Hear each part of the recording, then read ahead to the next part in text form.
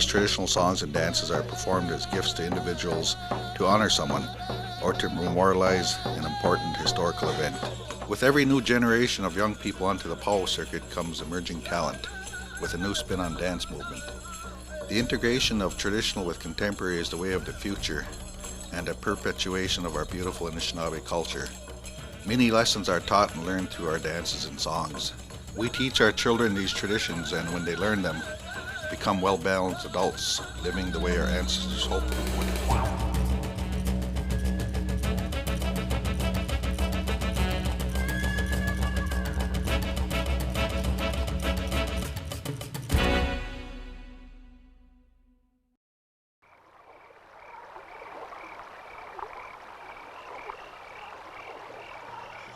Indian country throughout the United States and Canada is where Native Americans and First Nations people call home. In every aspect of our lives, we live the way our ancestors have. They taught us our traditional songs and dances and the importance of each one. The traditions of singing and dancing are a reflection of the distinctive relationship between our ancestors and ourselves. We honor our ancestors by learning these traditions and sharing them with you. We call ourselves the Great Anishinaabe Nation Dancers and Singers. Music has always been and always will be a vital part of our lives. Our songs have a distinctive melody and a style of musical expression set us apart from any other tribe. Our songs are gifted to us through dreams, visions, and are passed on through the generations.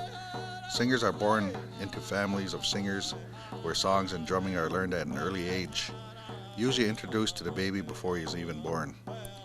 The drum is sacred and it embodies a spirit no different than that of a human. The drum is considered the heartbeat of our nation, and it is general knowledge that without our drum, there would be no dance. Dancing with enthusiasm and endurance comes from the confidence of good singers. In the Anishinaabe Nation, just like other indigenous nations, our singers are held in high esteem. The eagle is also held in high esteem and has great spiritual significance to the Native American and First Nations people. The eagle's strength and hunting skills are admired, and that admiration is exhibited through a special style of dance, the traditional men's dance. This dance is distinguished by the eagle feather bustle, unless the dancer is too small to have such a great responsibility as to care for eagle feathers. These traditional songs and dances are performed as gifts to individuals to honor someone or to memorialize an important historical event.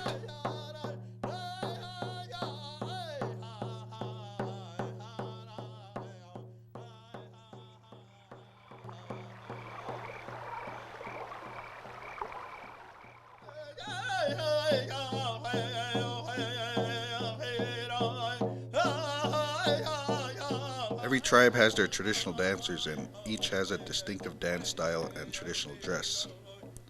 The use of certain materials and dance outfits can identify tribal affiliation. Remaining true to the original form of tribal traditions in this style of dance is its purpose. Red and green wool dresses adorned with elk's teeth can be identified as Crow from Montana. The women dance in a reserved and upright manner.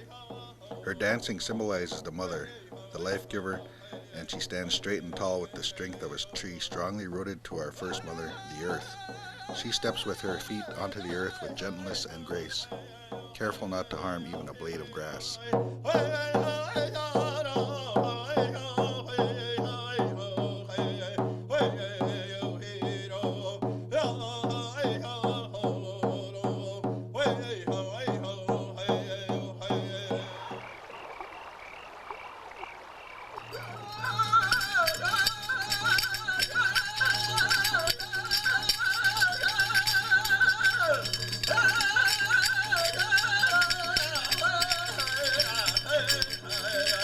Imagine tall blades of grass blowing and twisting in the light breezes of the rolling prairie grasslands, otherwise known as the Great Plains.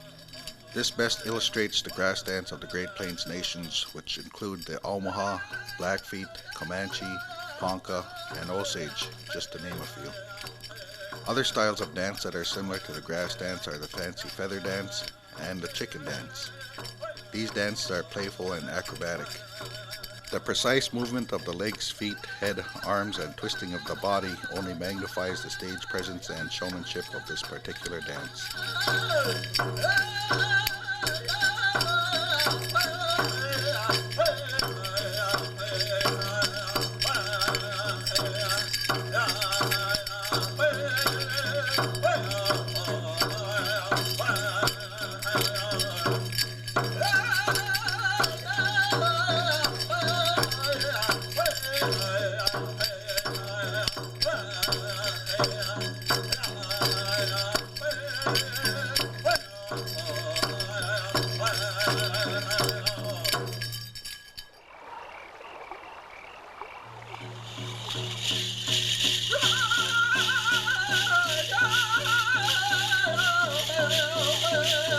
jingle dress is indigenous to the Anishinaabe people and now can be found throughout the United States.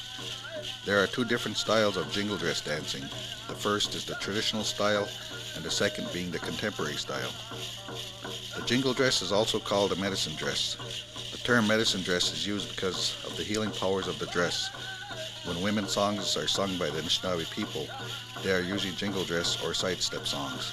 Our first demonstration is that of the traditional straight jingle dress dance. This style has been described as regal and majestic. The dance is meant to be conservative, with steady, consistent footsteps, and very feminine. This dance style is appreciated as the true form of the original jingle dress dance.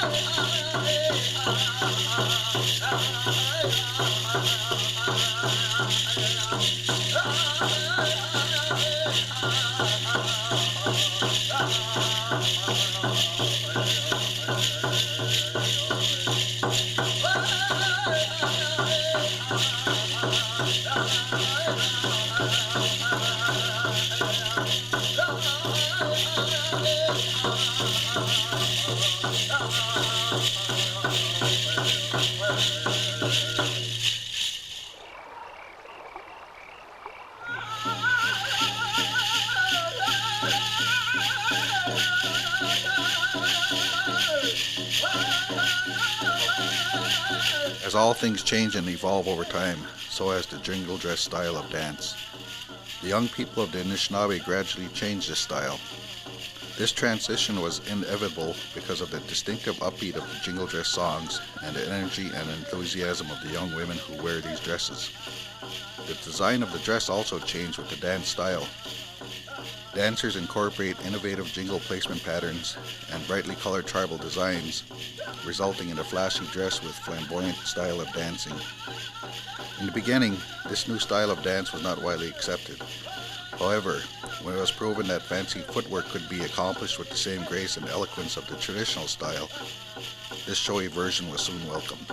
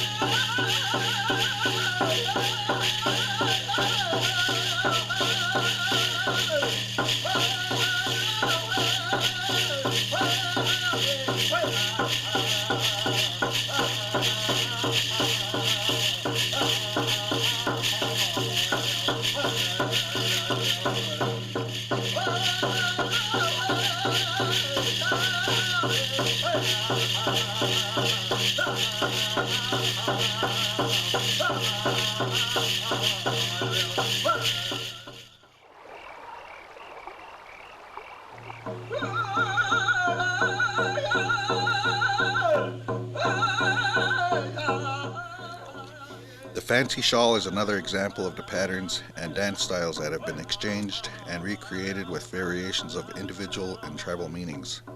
This dance style is very exciting to watch because of the dance's flair, sparkle, elegance, and energy. In the beginning, the fancy shawl dance originated with only a blanket and a desire to dance to a single song. Again, it was the young women who originated the fancy footwork with the grace of a deer and the artistic maneuvering of the shawl representing the beauty of a butterfly. The long fringes exaggerate the dance movements while the spinning creates excitement. Because the shawl covers most of her body, an emphasis is placed on the movements of her legs and pointed toes. Her arms must be greatly extended while keeping pace with the fast beat of the drumming. This is truly a challenging dance style, evolved into a magnificent expression of youth, energy, and grace.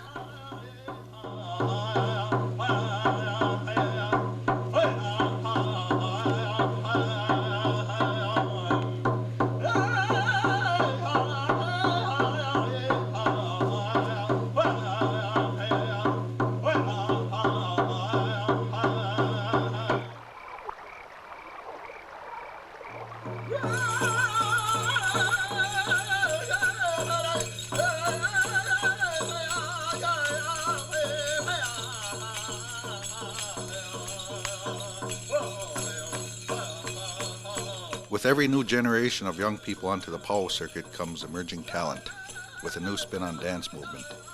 The integration of traditional with contemporary is the way of the future, and a perpetuation of our beautiful Anishinaabe culture. Many lessons are taught and learned through our dances and songs. We teach our children these traditions, and when they learn them, become well-balanced adults, living the way our ancestors hoped we would. As the great Anishinaabe Nation dancers and singers, we hope for improved relationships through the understanding and appreciation of diverse cultures. And we believe one way this can be achieved is by sharing our traditions.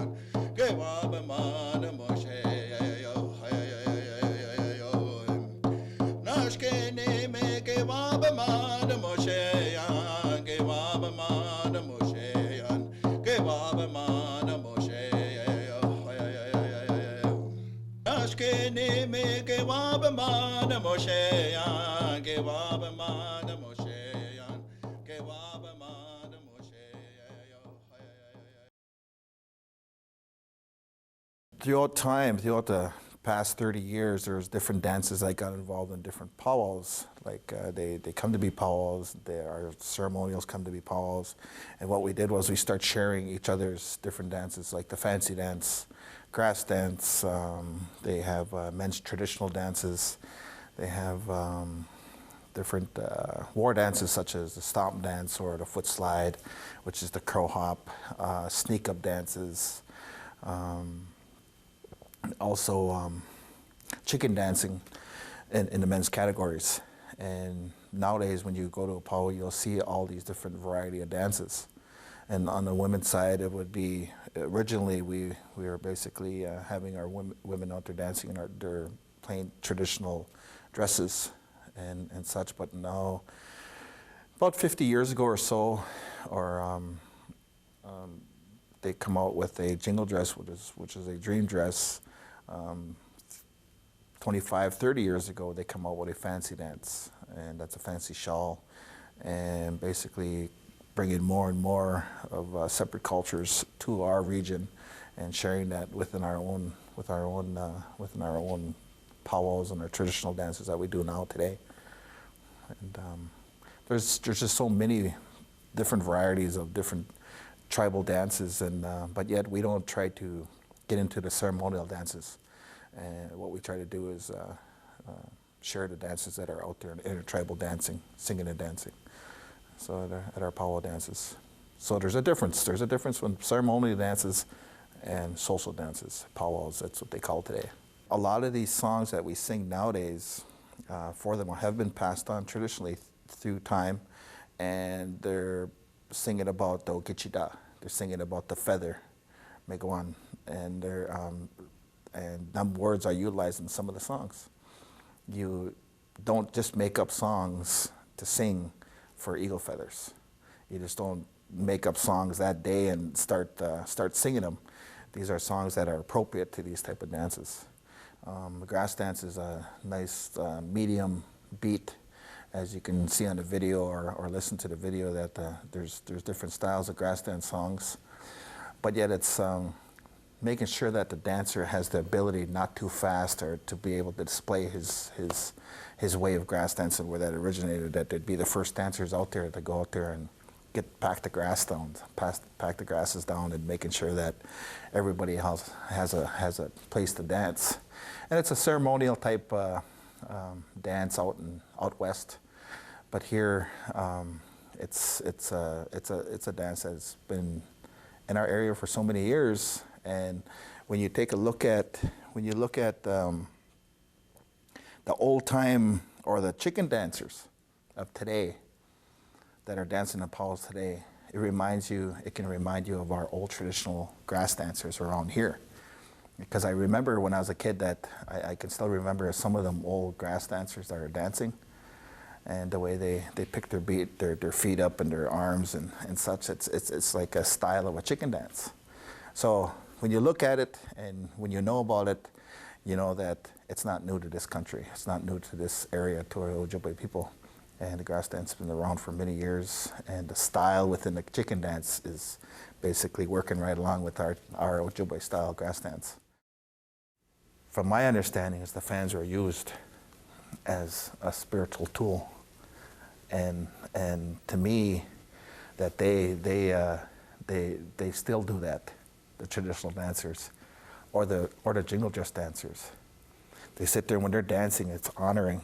It's a sign of honoring the drum, honoring the song, and also continue on that good way of life that Minobi Matas, and making sure that everybody's being blessed that's in front of you. If you see a dancer with a acoustic with feathers hanging from it, that's also a sign of a warrior, because many years ago, from my understanding, they played games, war games, and they never used weapons. But if you can get close to your enemy and say, you're my enemy and I was sneaking up on you, if I was able to go and touch you with my acoustic, that would be the bravest thing in the world, that you would prove that you're a warrior, that you're able to get that close to somebody and touch them with your acoustic.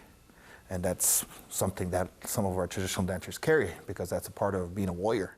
The mission of the dance group is to really provide an education about Native Americans and our dance styles. A lot of people think that when they go to powwows, they don't have the explanations about all the protocol that occurs while you're at the powwow. But there are a lot of techniques and a lot of I guess, rules and regulations behind things, what's acceptable, what isn't acceptable. And so we're able to teach individuals or groups of people about that protocol and about some of the techniques and why they're dancing in a certain style or a certain manner or a certain drum beat, I guess. And people say they didn't know that there was anything to it. They think, that we just go out there and spin around and kick around or whatever, but there is really techniques behind it. And I think the more that you attend powwows or the more that you attend events or occasions where there are dances, the more you start learning the songs, you start learning about the different dance styles, you start learning about individual dancers. I hope they walk away with some experience about performance, about feeling confident about their dance styles, about the way they appear to be, I guess, having the experience of being able to perform in front of people, so that they know, like, the behind the scenes I guess, skills of handling themselves in public and to be able to carry that confidence forward. They already have their knowledge about their culture, and they bring, that's what they bring to the dance group, is their knowledge and their skills. They've all been dancing ever since they can walk. And I talk about the singers too, that the singers in our dance group have been singing, like, even before they were born, that they're born from families who who either the father or the grandfather or probably all of the males in the family have been singers, and I would assume that they, you know, have heard singing while they were in their mother's womb. So it's kind of like an inherent thing. So I wouldn't say that they would leave knowing about their culture, because they bring that with them.